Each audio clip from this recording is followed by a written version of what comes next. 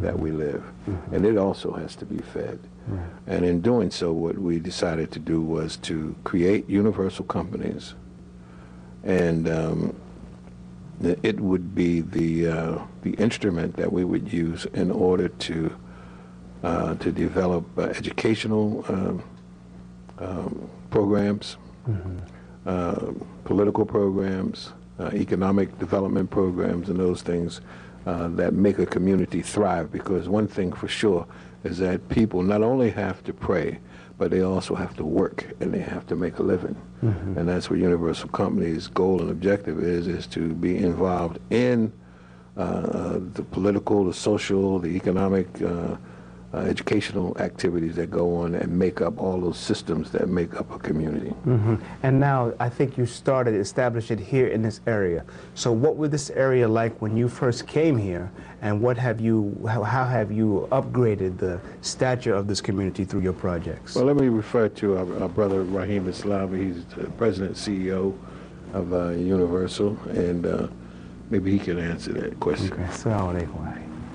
Yeah, as you heard the question I asked, just tell me a bit about when you came to this area, what you saw and what you thought you can do and what you have achieved here. Well, I think that saw the typical communities, African American communities, pretty much down at the bottom in many areas. You see a lot of blight, abandoned houses, abandoned buildings, vacant lots. You've seen a lot of drug activity when you have really no eyes on the community, no stakeholders in the community. You see significant amounts of drug activity and criminal activity, prostitution, because there's no one there. We've seen a significant amount of business disinvestment, where you have, the businesses just leaving in the community. So you have, pretty much a vacant community. And so is it proper to say that this was an area of the city which really nobody cared much about? Well, I think so. It's typical of many communities where you see predominantly African Americans living, especially in the city of Philadelphia and in a lot of urban areas. But they blighted significant amounts of disinvestment and a lot of vacancy and a lot of social issues. You see pretty much the bottom of the barrel from a socio-economic perspective. Okay, and Universal Companies now, they came to this area, and what have they done here?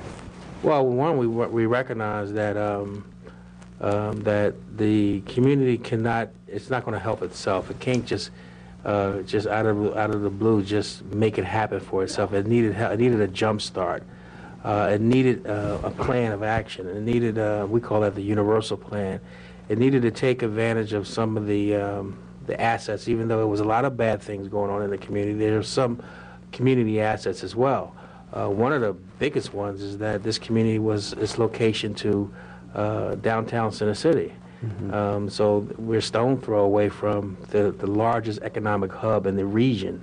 And so there's just no reason why this area should be as devastated as it was. So it was a benefit and an asset. So we looked at that and we tried to create plans and develop strategies that's going to pull from that that tremendous asset. We had also a community here, even though it was down and it was luck and it's down and out. You had a lot of people here who've been trying to rebuild the community, trying to, pride about the community, wanted to see the community rebuilt. So there was a tremendous amount of pride here in the community. So again, another asset.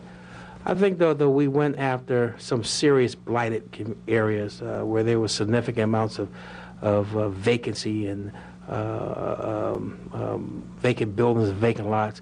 We put people there. We rebuilt them. We tore that gut out that blight, and we just put houses there and put people there. And literally that really transformed the community significantly by just restoring housing and putting people back on those blocks and putting families back on those blocks, and